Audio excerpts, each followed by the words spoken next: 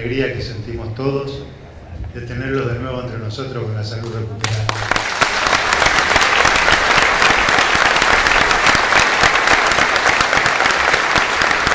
Dios siempre escucha las oraciones del pueblo. Y vaya que el pueblo ha orado por usted, doctor. Entrando hoy a la escuela, sentí fuertemente la presencia de uno de sus directores, entrañable amigo, el compañero Chalo Acosta.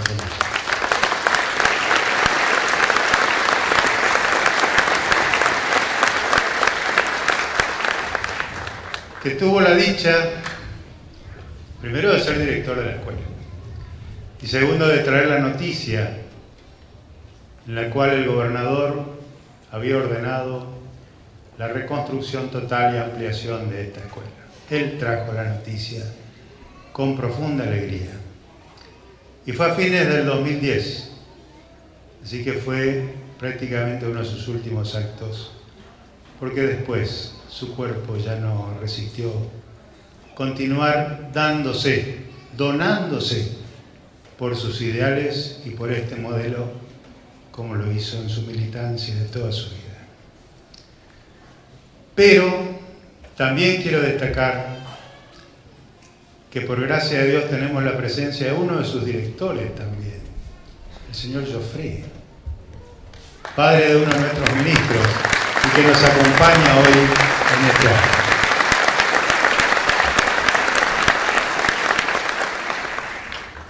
Y con él, en él, saludamos a todos aquellos que fueron directivos y personal docente y no docente de este establecimiento. Establecimiento que yo veía cuando era muchachón, ya hace rato, en este predio de enfrente que llamaba siempre la atención, en la escuela larga, rancho, y los eucaliptos, es que lo más llamaba la atención. ¿Quién diría, después de esa visión, venir a entrar a este edificio nuevo, moderno, que no es un privilegio de Villahermosa, sino que se repite en todos los parajes de nuestra provincia, brindando así la oportunidad de acceder a una educación de calidad? El Padre hoy refería y nos recordaba las palabras de Jesús con referencia a los niños. Y desde allí hemos abrevado nuestra doctrina. Y desde allí el creador de nuestra doctrina hizo su declaración política de que los únicos privilegiados son los niños en este país. Y desde allí también después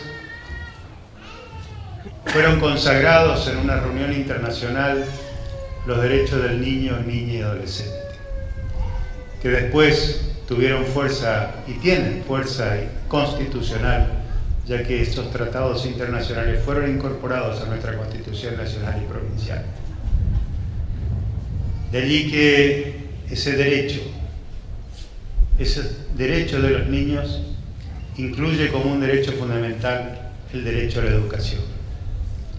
Y es cumpliendo ese derecho, cumpliendo el deber que tenemos de facilitar que este derecho sea ejercido, es que se plantea desde nuestra provincia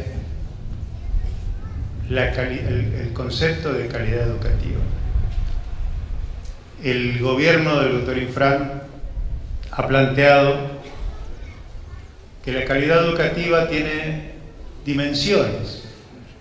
Entre esas dimensiones está la accesibilidad y la permanencia de los niños y los estudiantes en el nivel educativo, cualquiera de sus niveles y en todos sus niveles. Por eso las obras de infraestructura, por eso el equipamiento, por eso el amoblamiento, que hay que recordar que el amoblamiento de nuestras escuelas está hecho por manos formoseñas, por nuestros trabajadores formoseños y con nuestra madera formoseña. De allí que también parte de ese apoyo a que se pueda cumplir ese derecho es también la provisión de útiles y vestimenta y zapatillas en los niveles inicial, primario y secundario, y también a los docentes. Y acá quiero recordar algo. Son casi 230.000 guardapolvos. 25.000 de esos guardapolvos han sido confeccionados este año por manos formoseñas.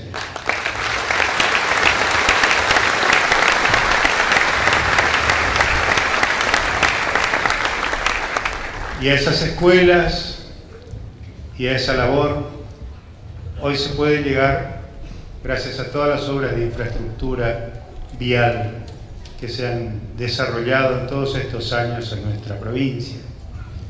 Y también nos podemos comunicar. Y también podemos hacer funcionar nuestras computadoras porque tienen electricidad. Y también podemos cargar nuestros tanques de agua porque tienen agua. Y también podemos brindar espacios dignos y adecuados que demuestran el respeto que tiene nuestro gobierno por nuestros niños, cumpliendo así ese mandato bíblico y mandato político de que los privilegiados son los niños. Ese derecho a educar, el derecho de los niños, prevalece por encima de otros derechos y lo marca así la Constitución Nacional. Ante la colisión de dos derechos, el derecho de un niño y el derecho de un adulto, prevalecerá el derecho del niño. Por lo tanto, al declarar que es una cuestión de Estado la educación, todos somos Estado. Por lo tanto, todos tenemos el oficio, la obligación de permitir la accesibilidad de todos los niños a la escuela y que permanezcan en ella el tiempo que sea necesario y de la mejor forma posible. Por eso es que se han aplicado además conceptos en las dimensiones de la pertinencia de los contenidos curriculares, de la eficacia y de la eficiencia en la educación. Pero para ello tenemos que plantear algo. Plantear para qué educamos. Y en ese sentido es donde nuestro gobierno plantea que hay dos paradigmas educativos. Uno es el que no plantea el individualismo, que es aquel vieja forma de plantear la educación en base a la mera acumulación de conocimientos. El enciclopedismo se le dio a llamar, porque éramos enciclopedias ambulantes.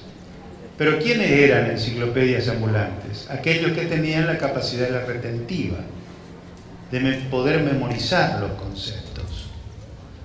Y entonces avanzaban aquellos que tenían mayor poder de retentiva, lo que transformaba el sistema educativo en una suerte de darwinismo educativo donde prevalecían los mejores y los otros quedaban afuera. Una visión claramente elitista, claramente separadora de las personas, donde por el esfuerzo individual y nada más que individual y alguna cierta capacidad que podría tener, podían acceder a niveles mayores de educación y transformarse después en los conductores económicos, políticos y militares de nuestra sociedad. Indudablemente esa es una visión que deriva de una postura política que se ha transformado en una cultura, la cultura del individualismo. Desde nuestro país y de nuestra provincia, el proyecto político impulsado por el doctor Infran y por el presidente Néstor Kirchner y ahora por la presidenta Cristina Fernández, indudablemente plantea una alticultura. Presenta una alternativa a esa cultura individualista, la cultura de la solidaridad, la cultura del trabajo en conjunto, la cultura de la construcción colectiva. Pero esa cultura necesita estar apoyada por un sistema educativo acorde con esos lineamientos políticos. Por eso es que en este nuevo ciclo se va a insistir con metodologías que ya se han empezado a aplicar, como es lo que comentaba la directora recién del establecimiento, la promoción asistida, la transición asistida, la progresión asistida, que indudablemente empezó a dar muy buenos resultados, disminuyendo los índices de repitencia, mejorando los índices de promoción, lo que ha hecho que más cantidad de alumnos hoy estén en nuestras escuelas y disminuye también el índice de sobreedad. Pero le falta algo, y le falta el paradigma. A ese paradigma enciclopedista nosotros le oponemos, basados en la Constitución Nacional, en la Constitución Provincial, en la Ley Nacional de Educación, en la Ley Provincial de Educación, la enseñanza para el desarrollo de las capacidades, para lograr así una escolarización plena.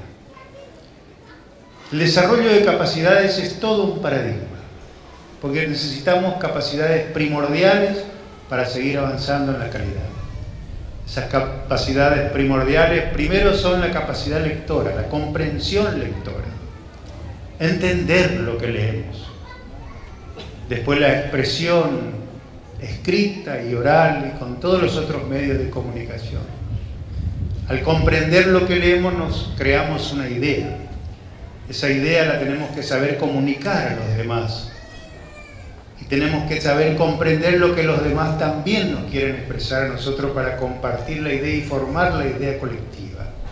El trabajo con otros, el trabajo entre nosotros, es otra de las capacidades que tenemos que desarrollar, primordial. Y a partir de esa construcción colectiva aparece el juicio crítico, donde se analiza la realidad. Porque con ese juicio crítico, analizando nuestra realidad, podremos desarrollar la capacidad de solucionar los problemas. Entonces, generar autonomía personal, que es como generar la independencia económica y la soberanía política, para que entre todos, con ese juicio crítico, podamos entender y trabajar y desarrollar la justicia social, que es justamente el desarrollo de los derechos, como el derecho a la educación de todos nosotros.